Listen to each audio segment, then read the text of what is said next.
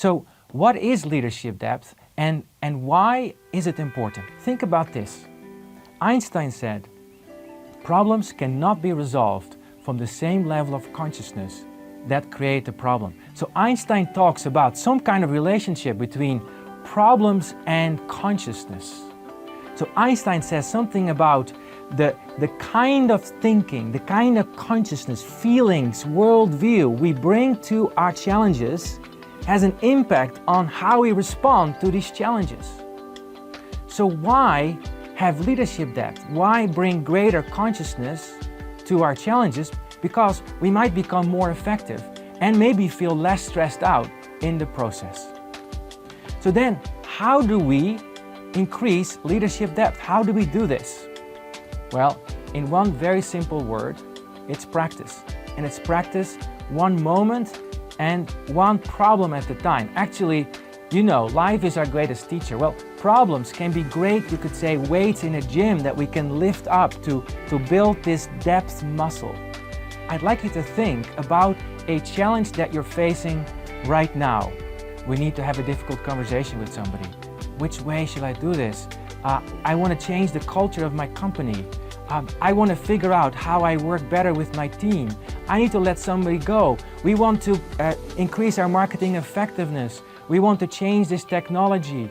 I want to find a way to feel less stressed out at work and maybe find a way to balance all the different priorities I have with family, work and community and whatever else might be going on. So we all have a plethora of challenges. So what I'd like you to do now is pick just one.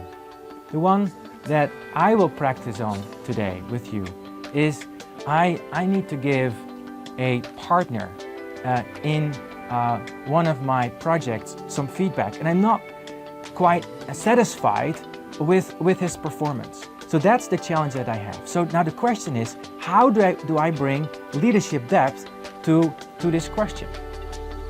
Well, to create depth, I have to start looking inside of me. And when I look inside of me, I might notice, when I look deeply, like some still, quiet wisdom that wants me to be patient, quiet, peaceful, compassionate, creative, caring, maybe even loving. And we can call all that our owl consciousness, our owl values.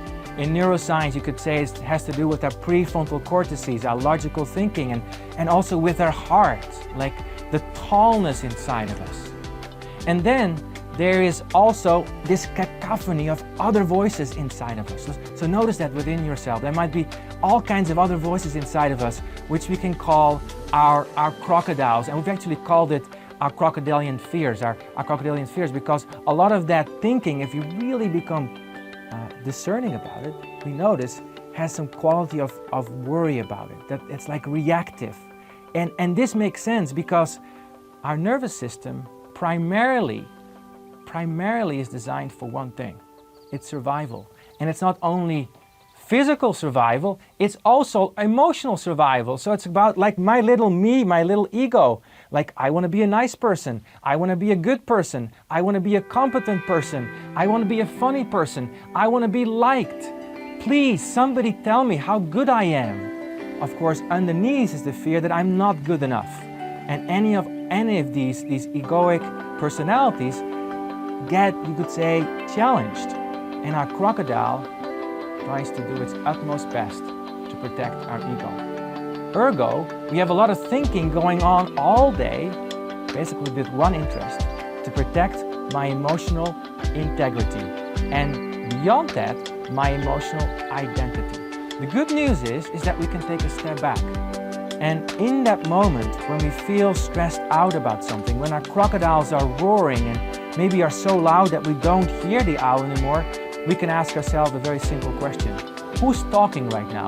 Is it the owl, our wise self, or the crocodile? And when I'm not sure, I can be pretty sure that it's my crocodile.